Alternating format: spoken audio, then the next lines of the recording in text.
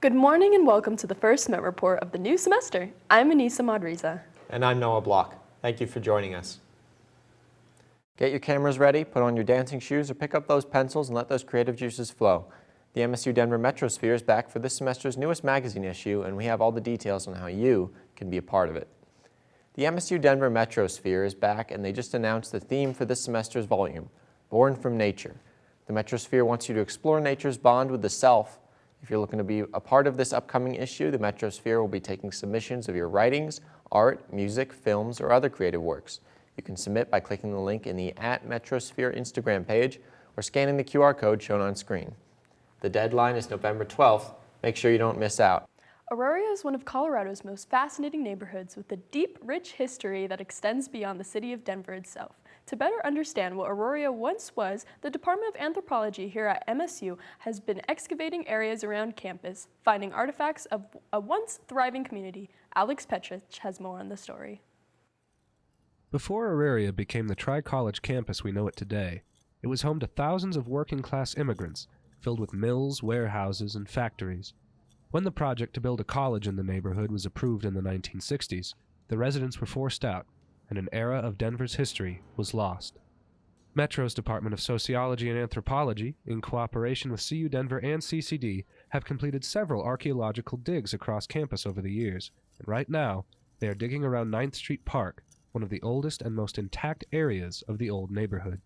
I spoke with Dr. Michael Kolb about the current project, what his students have uncovered, and what they've learned about Auraria's past. Well, the excavations that we've been working on the Auraria campus actually have been long-standing. Work has been done around here for since the 80s, really. However, the last few years we've been looking at the historic district. It became, of course, West Denver, a very working-class industrial area. Lots of people lived here, worshipped here, played here, grew up here, and that the state in the beginning of the 50s and through the 60s really wanted an urban campus. And because it was that era of urban renewal, and they wanted students to come right to work and go study and so on downtown. So what they did is, of course, they exercised eminent domain and they kicked everybody out. We call the displaced areas. And so part of our excavations is working to understand, and to tell the story of many of those people who resided here, not only the original settlers, but also the displaced areas as well. The artifacts and stories are on display in the Auraria Library in an exhibit titled I Am Auraria, which features 44 recovered items that go back as far as the 1800s. Students Sean Coble and Ryan McConnell helped to curate the exhibit and spoke more on the discoveries they've made and what the display hopes to achieve. When we pull them out, artifacts out of the ground, there's tons of them. And obviously, we can't put everything in there. We have to pick out what we call diagnostic. Things with paint on them, things with lettering or maker's marks that tell us where they came from. This can give us a better picture of what these people were using and where they've been, essentially.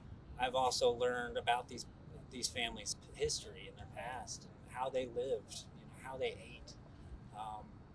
We found vehicle parts for Model T Fords, and so it tells us we have a horseshoe in one layer and then a spark plug in another layer. Someone bought a car at some point, That dig essentially was to prove that this was not a blighted ghetto area when the Denver Renewal Project was happening out, and they pushed all the Aurarians off of this property to build the campus. And we were able to prove that. We found a bunch of artifacts that were mostly middle class, middle to upper middle class, and we found no evidence of blight or ghetto in the area. It actually seemed to be a thriving community. And our finds from that ended up in the Auraria Library, where me and the other TA, Sean, set up a exhibit through History Colorado to display all that. So. Eventually, they want to find the exhibit a permanent home in a museum, and in the meantime, the teams will continue to dig up the dirt and hold history in the palms of their hands. For the Met Report, I'm Alex Petrich. Over the summer, the Auraria Higher Education Center upgraded the parking lot kiosks around campus, and prices have jumped too. The new kiosks feature an upgraded user interface with touchscreen capabilities, as well as a new system for permit enforcement. Another change is that students can now tap to pay on the kiosks, as opposed to using the card slot every time. AHEC also announced a 25-cent price hike at each parking lot on campus. On March 30th of 2022, the Auraria Board of Directors approved the plan to hike parking prices by 25 cents on July 1st of each year until 2024. The reasoning from the board was, quote, to ensure a stable revenue stream for the campus programs and operations supported by the Parking Auxiliary Enterprise. Starting October 2nd, all buildings on campus will require a current ID badge for entry as part of a new safety initiative led by the Auraria Higher Education Center. Over the summer, AHEC held a trial period where the West and Central classroom buildings were restricted to those with ID cards, aside from a single entrance monitored by AHEC employees. After finding that this change made students and staff feel safer, campus security has decided to institute it on a permanent basis. If you don't currently have a campus ID, make sure to stop by the ID station on the main floor of the Tivoli Student Union, right across from the bookstore. Make sure to bring a government-issued identification card and a class schedule to verify your student status. Do you wonder where you're going to go after you graduate, or even what opportunities you need to take? Tegna has you covered. Tegna, a digital broadcasting company with studios all around the country, including Denver's 9 News, visited students Wednesday about different opportunities they have for those willing to put in the work. Some of these include a variety of summer internships ranging from journalism to marketing to public relations. Tegna's main focus for newcomers is to push them and raise them up from one promotion to another quickly. Opportunities are limited though, only as few as 20 internships are available for students all around the country. So if any of these fields interest you, put in your application now. Coming up next, the oldest bridge in the city is being replaced. Latina Fashion Week comes to the Auraria campus. And the Nuggets bring home their first NBA title. All this after the break.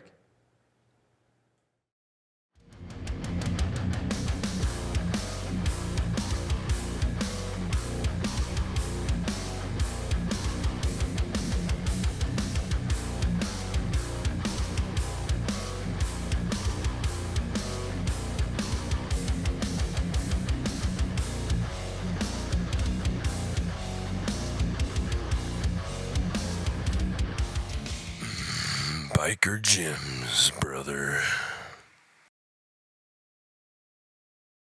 Stand on the edge of the train station platform. Drive around the boom, gets at a level crossing. Run across the tracks between the platforms. They may not rhyme, but they're quite possibly dumbest ways to die. There's a million dumb ways to die. Don't let it be around buses and trains. Be safe around buses and trains. A message from RTD. So many dumb ways to die.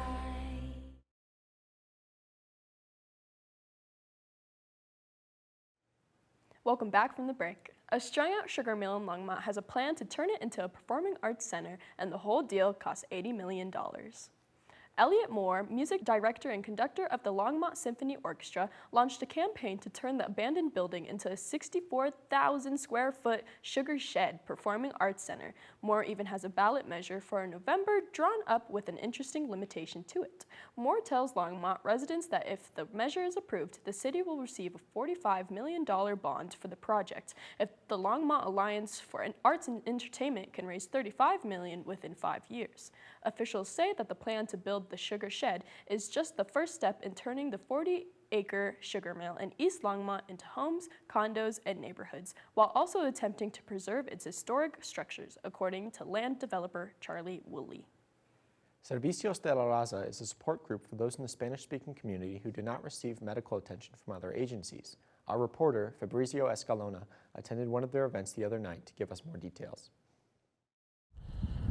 Welcome back, Road Runners. Servicios de la Raza, Services for the People, held another edition of the Holistic Night event to teach us how activities of art, family therapy, and La Limpia help vulnerable people achieve self-sufficiency, greater security, and emotional stability. So, stay and discover what one staff member has for us. Ever since I started doing limpias, it's been that time where I feel like the energy that I have inside that might be negative or holding me back has been released. It gives me that time to really just focus on my breathing, myself. Since I started working at Servicios, I've been exposed to a lot of different ways of healing from different parts of Mexico. And some of them include like crystals, the smoke. I even know with smoke, different herbs that they use represent different things. A lot of different things that I wasn't exposed to growing up here. So ever since I started working at Servicios, it has really helped me being able to connect to those traditional ways. Have a limpia done so you can let go of that negative energy with the crystals, with the smoke, or being able to do like your detox to give yourself that time to detoxify your body and your mind. Denver Airport is conducting a study on how to improve Peña Boulevard, and it wants input from the local community. Denver International, or DIA, as most people know it, is the largest single employer in Colorado and the biggest airport by square footage in the United States. The main road going into DIA is Peña Boulevard, which has recently had troubles with safety and traffic management. Now the airport is trying to create a transportation and mobility master plan. Throughout August, the planners held 3 in-person meetings for the community, 1 in Montebello and 2 in Green Valley Ranch, with their final opportunity for online feedback finishing on September 7th. While Denver's always under construction, phasing out the old with the new in the hopes to modernize the city, one such project is being completed right over the South Platte River, where the oldest bridge in Colorado's state highway system is being replaced. The Colorado Department of Transportation began the process of replacing the Alameda Avenue Bridge in January of this year, with construction set to finish in January of 2024. The bridge was originally built in 1911 and with Denver's increased traffic and population has become outdated, prompting the city to reconfigure not only the bridge itself, but the surrounding intersections and interchanges. The project will include improved sidewalks on both sides of Alameda, modifications to the South Platte River Trail, and redesigning the interchange at Santa Fe Drive and I-25, diverting traffic to South Lipan Street. The city says the project will improve multimodal travel, safety, and flood capacities, making the streets more accessible to drivers, cyclists, and pedestrians. Colorado's 12th highest peak got a new name recently as a result of a years-long effort. Last week, the mountain, which was named after Governor of Colorado Territory John Evans, was the subject of a petition by the Wilderness Society along with the Cheyenne and Arapaho tribes, which give its new name Blue Sky, originating from the nickname from the Arapaho as the Blue Sky people and the Cheyenne who hold the Blue Sky ceremony. John Evans had been found guilty in 1865 of responsibility for the Sand Creek Massacre, one of the worst massacres of Native American people in U.S. history, which involved the deaths of more than 100 unarmed Cheyenne and Arapaho people. The change went into effect on the 15th after being approved by the U.S. Board on Geographic Names. Now it's time to take a look at the weather forecast for the week. We join the Met Report's very own Laryss Rodriguez with the details. Thank you, Noah and Anissa. As today is the first day of fall, summer is still trying to stick around, as throughout the week we have highs of 80s and lows of 50s. But as we know, it is Colorado, so be prepared for anything. And that's all for weather today. Back to you guys at the desk. Well, looks like summer's not over just yet. It's still clinging on. Hope we got some good outdoor plans. Well, I'm actually ready for fall. I don't know about you. Stay tuned for EMET with Sassy Montenegro after the break. It's fine that other people like you. It's more important that you like yourself. And I'm comfortable with every part of me. Meals on Wheels coming to my door as someone who's housebound assures me that I'm not forgotten. They care that I'm okay. My name is Asha Ida Bell. America, let's do lunch. Drop off a hot meal and say hello. Volunteer by donating your lunch break at americaletsdolunch.org.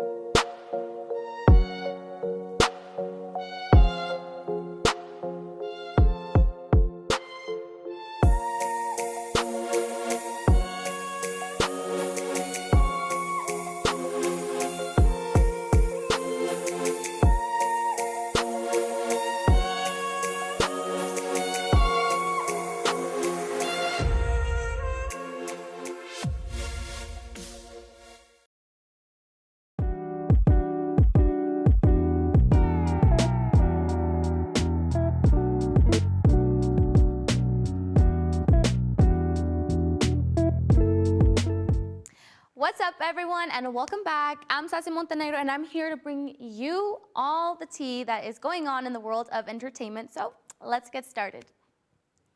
First of all, quick question. If words fail, will laughter prevail? Let's see what students do when they hear jokes that don't even make sense. Roll the clip. Okay, so today we're here with Alex. Mark. Alex. Why was a bird chirping? I don't know. Caramel macchiato. That's pretty good. That's pretty good. Can you explain the joke? No. Why was the pepper mad? Why? Because it had a deadline. Deadline?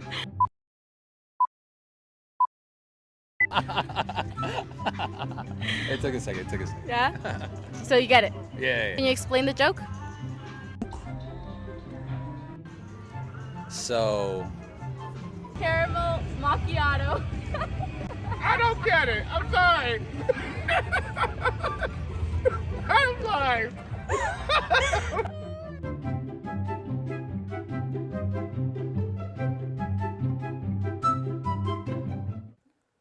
Well, that was a whirlwind of nonsense and laughter. So remember, when words play hide and seek, laughter is the champion seeker.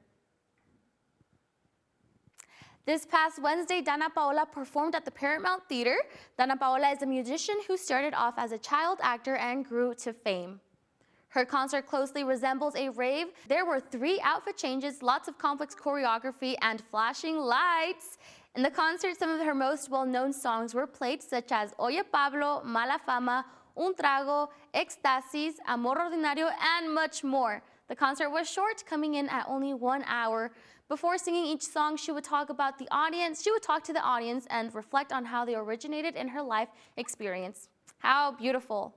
Blue Ridge Rock Festival attendants and staff were drenched in rain earlier this month, causing cancellation of the entire festival. But evacuations were not planned well, nor was the entire festival. Our reporter Tyson Sintas shares what went wrong and how these catastrophes can be prevented. Blue Ridge Rock Festival, held in the Virginia International Speedway in Alton, Virginia, was meant to be one of the largest hard rock festivals in the world. However, thunderstorms and flooding caused the festival to cancel the rest of the days that the show had, forcing people to leave early. These floods caused lines to back up for miles as people waited several hours to ride a shuttle bus to leave the festival, which were already in short supply. Attendants shared on Twitter and TikTok that they waited in entry lines for over 10 hours trying to get into the campgrounds, with one attendant posting that he was worried of running out of gas.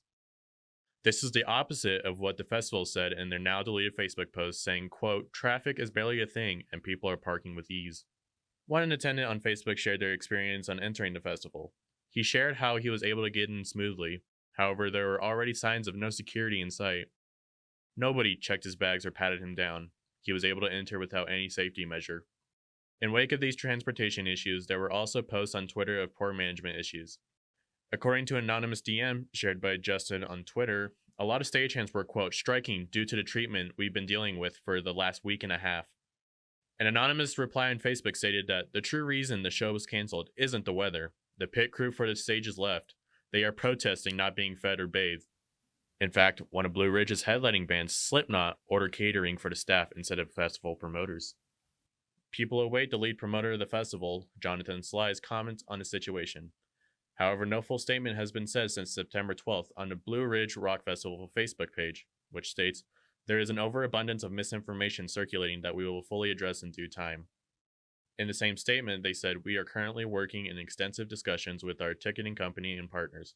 We ask for a bit more of your patience as we work to provide you with resolution."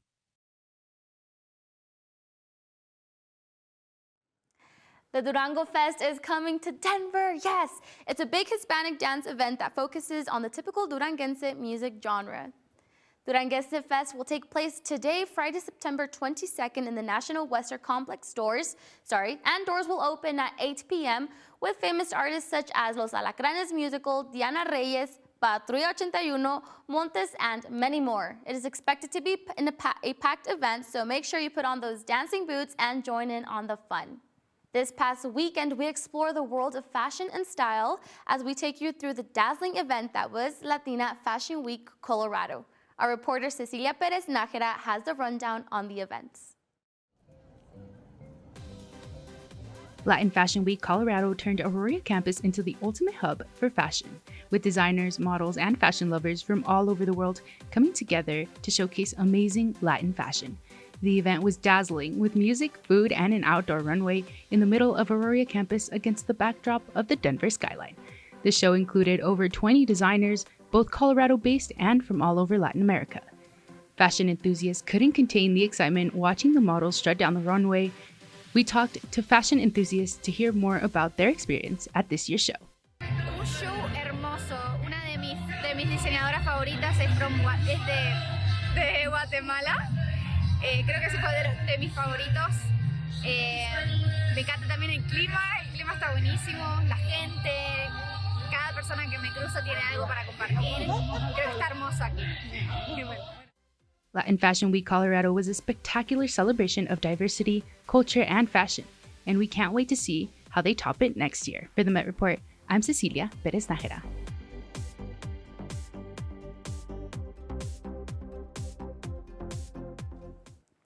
That was all for this week. I'll catch you all next time, but right now, stay tuned for Miah with Politics after the break. Thank you.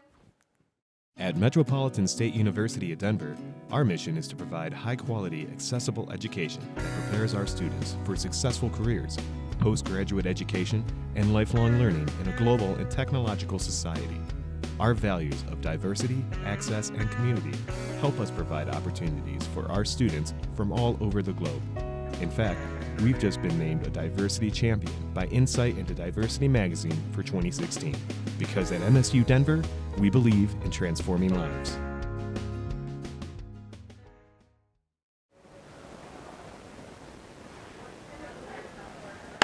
Why are you reading that trash? Read the Metrosphere. Metrosphere is a magazine that highlights art, literature, and culture on the Aurora campus and the surrounding Denver area, created by journalism students while featuring work from English, art, journalism, and design students. Who are you talking to?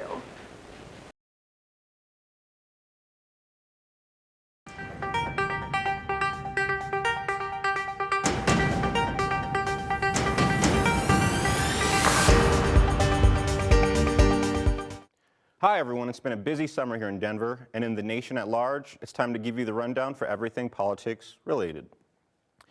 Congresswoman Lauren Boebert was escorted out of the Buell Theater this past weekend during a performance of Beetlejuice, the musical, along with her alleged date.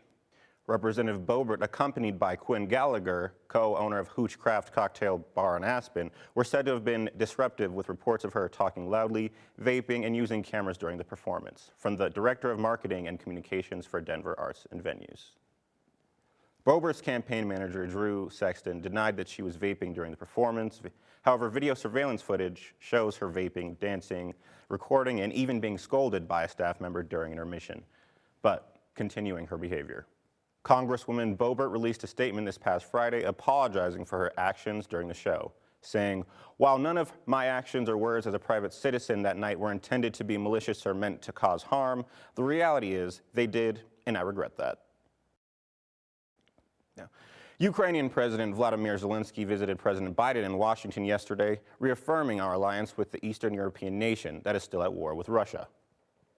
President Biden unveiled a new $325 million air defense package for Ukraine's military as they continue to defend against Vladimir Putin's invasion of the country, which began in February of 2022.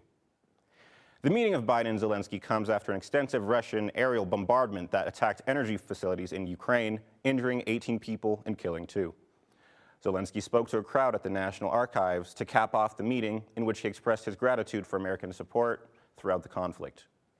While this current aid package has passed through Congress, the Biden administration has received pushback from Republican House leadership on approval of another $24 billion aid package.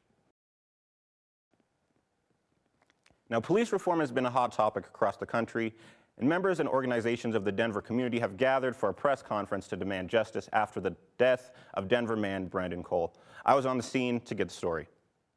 I'm outside the Dayton Opportunity Center off of Colfax, where members and community organizations have gathered to demand justice for the murder of Brandon Cole. I was able to sit in on the press conference and interview some of the community orgs. Let's see what's going on inside. Following the Denver Police Department's releasing footage of the shooting of Brandon Cole, an unarmed 36-year-old black man, community organizations like the Denver Ministerial Alliance, NAACP, and legal team for Mr. Cole held a press conference to demand police reform. Proposing to spend $2 million for pickleball. Do you know what our community could do with $2 million? We could set up that Office of Neighborhood Safety. Cole's killing comes as the city's safety policies in flux and mayors in transition. On the campaign trail, Mayor Johnson spoke about a police department with more co-responders as well as responders trained in mental health crises. I was able to interview Mr. Cole's attorney.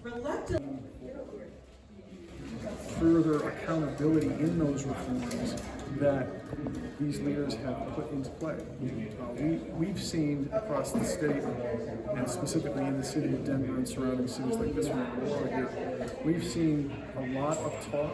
In fact, even some frameworks of legal solutions initiated, but our job is going to be to not only bring this case to fruition, also to engage the stakeholders and keep active a socially responsible approach. The killing of Brandon Cole has rocked the Denver community. Civil rights activists and leaders have stated that this injustice around Mr. Cole is a rallying cry for other community members and policymakers to get involved. It's a frame and narration that this was death by cop, suicide by cop. This has to stop. Brandon Lee Cole wanted to live. He was viciously murdered in front of his wife, in front of his child, who was just 13 years old. This must stop. It took 46 seconds for Brandon Lee Cole's life to be taken by Denver Police Department.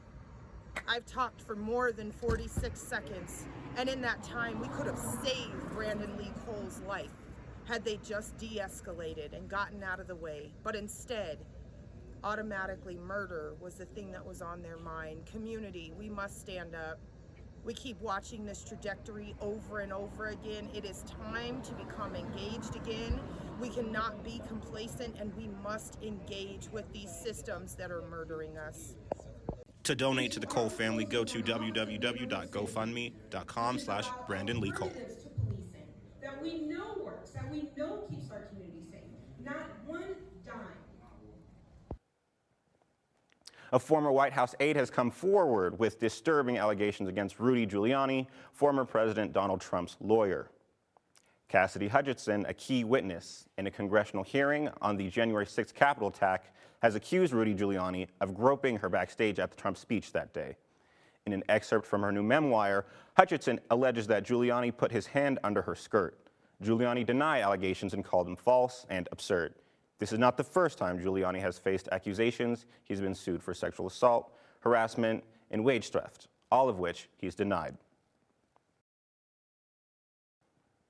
A Colorado judge is looking into the case of whether former President Trump is eligible for the 2024 ballot. Under the 14th Amendment, as a result of the formation of the Confederacy that led to the Civil War, those who have engaged in insurrection against the United States government are thereafter disqualified from holding political office. Now, Colorado's 2nd Judicial District Judge Sarah Wallace is reviewing a motion brought by the group Crew to disqualify Trump from appearing on the next year's ballot as a result of his involvement in the January 6th Capitol riots.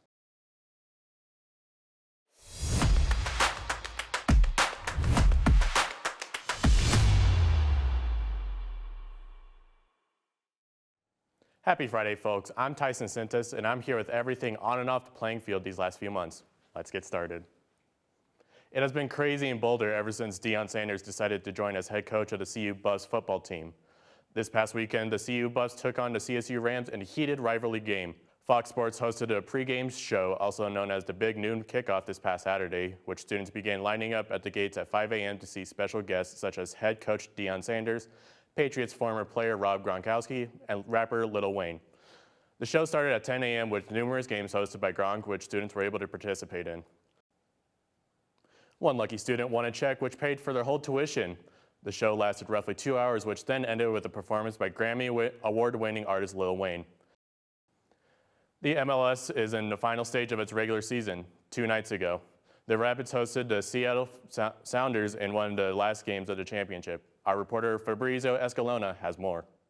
Again, Tony in from the Rapid Stadium. It's time for the game against Seattle Sounders. A familiar rival for the Rapids. Tyson against them. They started in a not so well this 2022 MLS season. And a lot has passed. Some victories, mostly losses. And today, they are playing for the championship. But the question is, what does this team need to improve and do better team for the next season? Well, it's not a question for me, but for the people. Season, do the teams better to get the result all the games? Yeah, I think they need. We need Michael Barrios back to the team. To offensive and teamwork, and at the same time finishing on the goal. We have a lot of players don't play with the field and shirts, you know. Need more players for the team, right? Yeah, more offense. Yeah, I think it's more offense. That's what we need for next season. Important is team is experience about the game, and that's gonna be all for all this season. I hope you to see all your runners for next year. Bye bye. Last Friday, Denver experienced a moment like no other when the #1 professional wrestling show, WWE SmackDown, was held at the Ball Arena with an unpredictable match card, but most of all, with an electric surprise. SmackDown started with former NFL superstar Pat McAfee welcoming the Denver public, but he was interrupted by former 2-time U.S. champion Austin Theory. Thanks to the actor's strike in Hollywood, finally, the most electrifying man in sports entertainment, Dwayne "The Rock" Johnson, returned to WWE after 4 years without appearing on the network. The Rock left people of Denver in shock and faced Austin Theory with the people's elbow for a historic moment in Denver, Colorado. Other than all that, there really haven't been any big sports stories in Denver last few months. Thanks for joining me for sports, everyone. I'm just kidding. The Denver Nuggets won the NBA Finals for the first time ever. Here's more on the story. What's up, guys? I'm Brandi Rose, and I am outside Ball Arena, home of the current NBA champions. I was going to take a little trip down memory lane to recap our first championship. Take a walk with me. The Nuggets hoisted the Larry O'Brien Trophy in front of a packed house at Ball Arena on June 12th after dispatching the Miami Heat in Game 5 of the NBA Finals. To no one's surprise, Nikola Jokic won the Finals MVP with averages of 30 points, 14 rebounds, and 7 assists. The title is the first in Denver's 56-year history as a franchise, and it couldn't have come at a better time. Coming off of Jokic's 2 MVP seasons and with the long-awaited return of Jamal Murray, the Nuggets ended the regular season as the 1 seed and looked unstoppable all playoffs. In the first round, the numbers were deceiving. Though Denver beat the Timberwolves in 5 games, Anthony Edwards and company put up a strong fight, with 4 of the 5 games being decided by less than 10 points. In the conference semis, the Nuggets survived the scoring onslaught of Devin Booker and Kevin Durant, who, in the absence of point guard Chris Paul, combined to average 60 points in the 6-game series.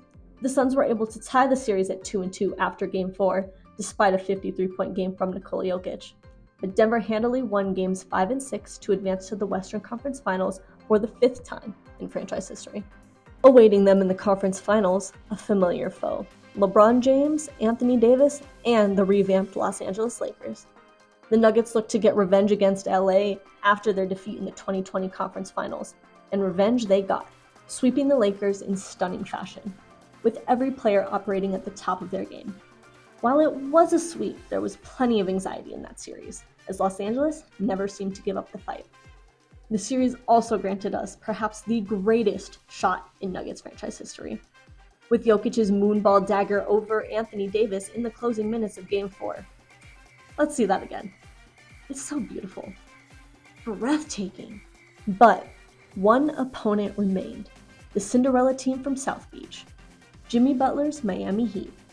Miami's path to the finals was much less certain, taking down Giannis's Bucks, Randall's Knicks, and of course Tatum and Brown's Celtics in of the most improbable runs to the finals in NBA history. The series was a slow defensive battle, with the Heat scoring over 100 points in only 1 game in the 5-game series.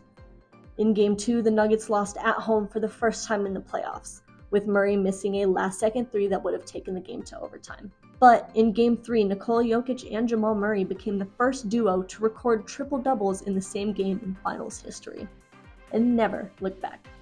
With a perfect blend of ball movement, rebounding, and shot-making, the Heat had no answers for Denver. And after a brutal, low-scoring Game 5, Denver reached the mountaintop in front of 20,000 roaring fans. 3 days later, fans lined 17th Street to watch the victors' parade, culminating on the steps of the Denver City Council with speeches from each of the players. 3 months later, we still bask in the afterglow of a 56-year journey to the top. The Nuggets will return to action on October 24th at Ball Arena against the Lakers, where they will receive their rings and hang their banner. Hopefully, the first of many. NBA champion Denver Nuggets sure does have a nice ring to it, don't you guys think? But that's all I've got for you today. Thanks for tagging along, and be sure to keep your eye out for more Met Crew Nuggets reports. And now that's a wrap on sports. Let's go Nuggets. Have a nice weekend, everybody. Thanks, Tyson. Well, that's our show. Make sure to check out everything we're doing on our YouTube channel, The Met Report, and on our website at magmetmedia.com. Bye, everyone. Have a great week.